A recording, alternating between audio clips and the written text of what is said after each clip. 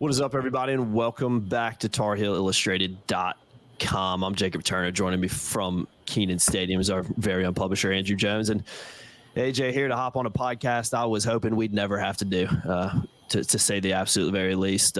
But just to preface it a little bit, we are going to do three things after this, but felt it was appropriate to hop on here on a separate podcast and talk about the incredibly unfortunate news of Tylee Craft passing earlier this morning in Chapel Hill. Obviously, for those who maybe don't know how the news broke, Mac Brown announced kind of after the game. Essentially, that was when he found out as well that Tylee had unfortunately passed away after his over 2.5 year battle with cancer. And AJ, I mean, it's just an incredibly unfortunate situation, and we felt like it was something we need to hop on here and do. Excuse the glare in the audio, AJ. We had to kind of find a quiet place to do this, and my forehead's on fire right now because I got absolutely torched in the stands earlier today. But I'm not going to complain about that when something like this happens. So, AJ, yeah, I want to kick it to you, man. I know I talked to you a little bit off camera and asked you, have you ever covered a press conference like that? And you're like, absolutely not. And you said, hopefully I never will again. And I can only imagine. So just talk to me a little bit about that first. And then, after that, we can dive into some other things, because you did put out I thought was a really, really good piece earlier this week with some, just spoke to the kind of person, Tylee was, which ultimately was a really amazing young man. So also, we're going to have coverage. I'm going to wait until after midnight at least to post our game related stuff. And there was the blue-white basketball game. Brian Balcom was over there. We'll get that. We'll get the videos. They'll be on our YouTube channel. I'm not going to put them on our site until after midnight. I think that's only right. We need to honor and respect Tylee and what he meant to a lot of people. And we don't know kids when we cover them, but we do know kids. And Tylee is someone that we as a site got close with in the last month or so, last 5 weeks. You and I have talked a couple times in some different pods, and we ran a piece this week about Kevin Roy, our photographer, who was diagnosed about 4 weeks ago, I guess it was. Yeah, about a month or so ago, yeah. And I went ahead and tweeted something out, and I've said this before, and I'm going to say it again because it is far more apropos now than any time previously, and it always was. The first person to reach out to him was Tylee Craft. And Tylee reached out to him, sent him a DM, and I ran the Q&A, the exchange. I got permission from Kevin. I talked with UNC about it, and I guess I didn't want to overstep our boundary. I didn't want to do something that maybe wouldn't be appreciated. I just want to make sure that it was a full go, and I got that. And he's basically saying, hey, we can go through this together. We can help each other out. And that brought us closer because it's meant the world to Kevin. And I saw Kevin's tweet about RIP, and I'm thinking about him. I haven't talked to him yet. I'm thinking about him. And Mac did say, I talked to Mac after the press conference for a moment, had a private minute or so, and Mac wanted me to say to Kevin that he and Sally are praying for him and everything. And it's one of those kind of days. And this brought Tylee closer to us. Now, I had already been well aware. I had taken pictures of him last year. Tylee was doing some stuff with the basketball team. And I went down and sat next to him on the bench for a few minutes, talking to him about what he was doing. And people around this university, in this athletic department, in this football program, they understood, and also basketball. Hubert and Mac, I think, have a lot of the same human life, real principles, and they wanted Tylee to just be around the people who cared about him and have a place, have an importance, because of so much of what he was going through. And I fully get that. So I see him every once in a while. Right now, we have pinned on our Twitter page, X page. There's a damn spider coming over here. How about that? I've never had a spider attack me during a video. First man. First for everything. I'll survive the spider, even though he was nasty. That's the key word.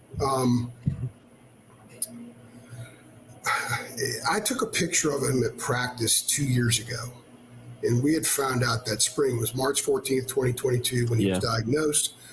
And it was that spring, and he's wanting to do stuff. He's just running and doing some things. Nobody knew at the time it was going to be, at least we didn't know.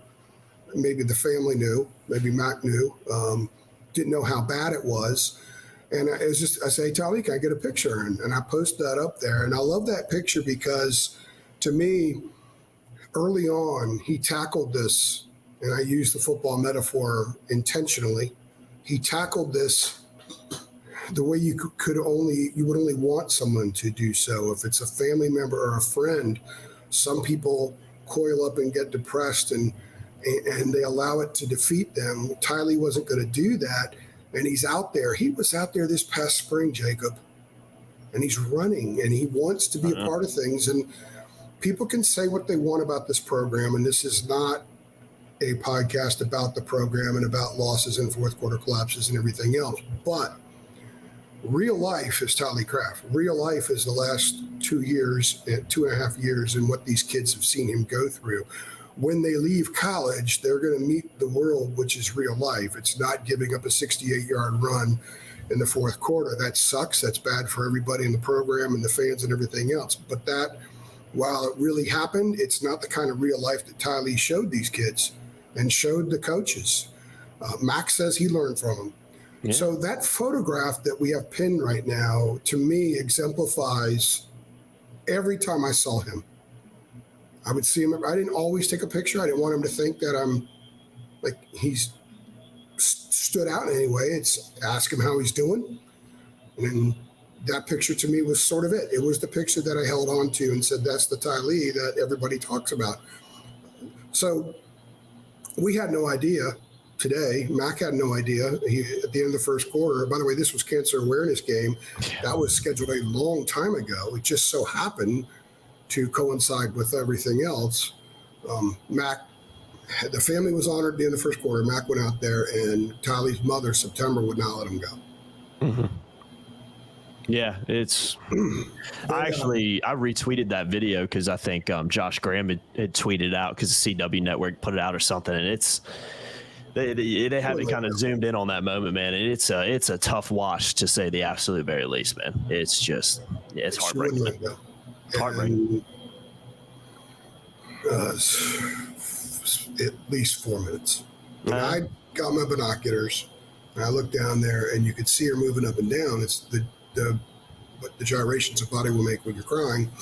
Mac walks away, tries to get the crowd going, and he just couldn't stop wiping his eyes. He said he got back to the bench sideline, and J.J. Jones was crying. Some of the other players were crying. Mm-hmm. They didn't know. They didn't find out until after the game. Now, it happened during the game. Jeremy Sharp, who is the media relations director and head of branding of the program, he knew during the game. Sally knew during the game. So Mac walked off the field, went through the tunnel, and Jeremy and Sally pulled him aside into another room and told him. And he then had to go meet with a team that had just given up a 68-yard touchdown run to lose a game with 16 seconds left to lose their fourth game in a row. And he's got to tell them this as well. And they were honoring him. J.J. Jones asked last night if he could wear number 13 today, and he wanted to do it with the name Craft on the back. So Mac had to go tell Brent Key, the Georgia Tech head coach, by the way, 13 is J.J. Jones. Yeah. Tylee Craft obviously isn't here. It's J.J. Jones. So Max said that the receivers asked if a different player can wear that jersey every week. So they will do that for the remainder of the season. A different player will wear 13 with Craft on the back. Darren Tart filled in for us shooting photos today because Kevin couldn't. Kevin hasn't been able to shoot for the last few weeks. And he got some wonderful photos of J.J. wearing the jersey, scored a touchdown wearing Tylee's jersey. Mm-hmm. So we're going to put all that stuff out there because I think it's appropriate, and people need to soak this in because it is reality. So Mac found out, he told the players, and then he talked to Jones Angel and this radio thing, and then we're next. And he came in, and last week he told us Tylee went in the hospital. That was tough. Today he told us what happened. He wasn't 100% sure when it happened when he talked to us, but I got clarification from Jeremy afterward that it was during the game. I don't think his mom knew. I don't think it had happened yet at the end of the first quarter. I'm speculating, but I don't think so. May have happened right after that. Mitch Mason, who's the team chaplain, is going through a lot of his problems as well. A lot of people may be aware of his battles. But he's always with the team on Saturday morning and gives them a prayer and everything else. He wasn't there. He was over with Tylee because he went into hospice on Thursday. And as Max said, that everybody on that team knows what that means. 2 days to 2 weeks. Yeah. And it was 2 days. So I've never had to cover something like this before. Yeah. I've had to cover. I covered devastating losses for teams. That locker room in 2016 in Houston, waiting for Bryce Johnson and Kennedy Meeks to stop crying off in another room, then come in and then standing in front of Bryce, telling him, "Hey man, take your time." And he's just took him 4 or 5 minutes to compose himself, and then he started answering questions. That was really tough because I felt for those kids, but they were able to get up the next morning. Yeah. And a lot of those kids the next year when they won it, it was a great scene because so many of them I was able to ask about a year earlier. But that's sports. To me, that's the ebb and flow of the emotion of sports on both ends of the spectrum. This is real life, and it affects these kids. And usually when I walk out of the press conference, I've got to go up the hill onto the concourse and to the media elevator. I don't usually see many players with family and friends, but there were a lot of them lingering around. Mitch Mason was there talking to some. Cayman Rucker had a bunch of his family there. His dad was there. I can list you more than a dozen other names of players. They're just kind of standing around, talking, and not in a rush to go do anything, because what are you going to do? What are you going to do? Yeah. I mean, it puts things in perspective. I think that's the biggest thing. I mean, we could, and it was, I'll tell you kind of how I experienced it.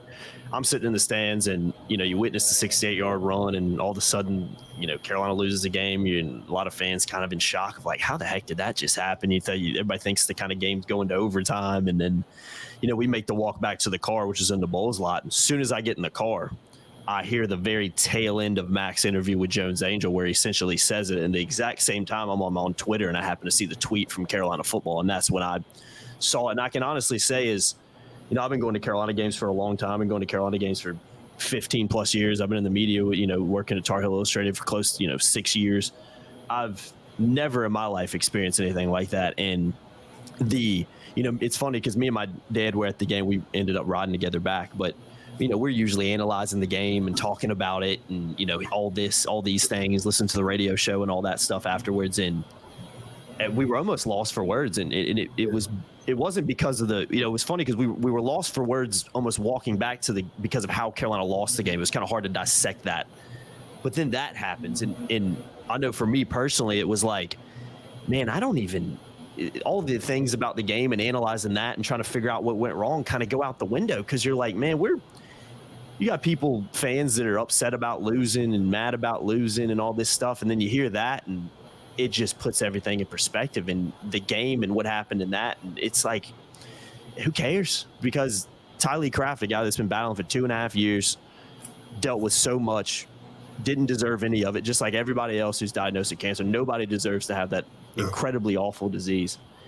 And for it just to end today like it did is just, it's incredibly sad, man. I mean, I'm almost lost for words for not only how the game ended, but I'm lost for words in the news that came out afterwards, because it's absolutely the last thing you want to hear. And when you know and understand and have kind of got to see firsthand a little bit, being around the program a little bit like we have, what he's been able to what he's had to go through and what he had to go through, it's sad and it's heartbreaking. And I know for me, it's just, again, I'm almost lost for words and I don't know what to say, because nothing I can say can express how I feel about the situation, but what his parents and what Carolina and what his family and his friends are having to go through right now. And my thoughts and prayers are with them. That's the number one thing for me, because they need it more than anybody needs it right now. It's absolutely devastating, man. Absolutely devastating. When you cover a team as closely as we do, and you're around it constantly like I am with both football and basketball, and get to kind of know, you see things others will never see. You hear things others will never hear. You know things the people in the stands here, the people at the Dean Dome today will never know. So much of what we experience never comes out in a podcast like this. Never comes out in a story. A lot of it helps us kind of understand things so we can articulate in a way that is backed and fueled by a lot of the information we have. A lot of it is not intended for that. And when you're around a team, as often as I'm around this football program, which I don't know how many days a year that is. I'd have to add it up, 75, 80 days a year. I'm here at least, I'm guessing. And I'm writing about it almost every day, 365 in one way or another. You get to, you feel for the people that are here too. I didn't personally know Tylee. I've had the experience as a sports writer, and I was aware of the situation, and I always admired the fight. But you know, I know Mac Brown. I've known him for 6 years. I actually covered his last season at Carolina. My first game was that Virginia loss in 1996. So that month and then the next year, he didn't remember me from Adam back then, which is fine. But you feel for somebody. You feel for somebody. You feel for what he's going through. You feel for the man who had to go in there and address a team that just lost a game like that. God, it was which matters. And then you tell him this, and he and Sally were getting ready. We're going to go visit with the family, and Jeremy Sharp, who is outstanding at what he does, and the emotion that he had this week, because I had to communicate with him about the piece I wrote and make sure that I was doing justice, doing the right service there to Tylee and also to Kevin. And so you feel for people. You know, if you have a really good friend who loses somebody and you didn't know the person, but you know your friend, you're going to feel for them. You're going to send prayers. If you're the praying type, you're going to feel for them. You're going to hurt for them. But this is different because I make my living coming over here. I make my living going over with basketball. And these guys are on the road. I'm there. There's 3 of us in the media there. We're down there talking to the players when they're in great moods after a win, when they're in terrible moods after a loss. You get to see them in a different light. So you kind of feel like you know them and you understand the vibe. You understand how close these programs are. You understand how close, when they say family, it's not just jargon to throw out there. It's a legitimate thing because they're around each other so much. So you feel for everybody in the building. You feel for his mother, a police officer in Sumter, South Carolina, who whenever she's off, she's driving up there all the time to see her son. And he stayed up here because she knew that was where he needed to be, where he had the best care and around people who would take care of him. Mm-hmm. So it's, you could be from outer space and not give a crap about football, and you should feel really sad today. Yeah, no, absolutely. I think you're absolutely right about that, man. And again, it puts things in perspective. And some things are bigger than football, man. A lot of things are bigger than football. I can name them a lot right now that are bigger than football, but this right here is another is one of those prime examples, and one thing that is a reminder to everybody listening. It should be a reminder to everybody to listen of, again, some things are bigger than sports. Some things are bigger than football. Some things are bigger than wins and losses and giving up touchdowns on a Saturday. And this right here is a prime #1 example of that. And yeah, man, I think thoughts and prayers, I speak for everybody on TarleIllustrated.com. Thoughts and prayers are with Tylee and his family. I already said them. I said them before I started writing the Tylee article. I had to. Yeah. I had to because it helped me gather myself. Some people may not understand. It helped me gather myself. I said them, and I needed the strength to get through that piece because it wasn't easy. The piece I wrote about Tylee and Kevin this week, my wife will tell you, I put together stuff, the transcript, and I had to go sit down for a few minutes before I went into it because I wanted to do it justice. And you feel, like I said, we get really embedded in a lot of the stuff that we cover, so we can sort of feel it. I don't root for the teams I cover, but man, I can feel it when they lose because I get them, I understand them, and I can feel it when they win.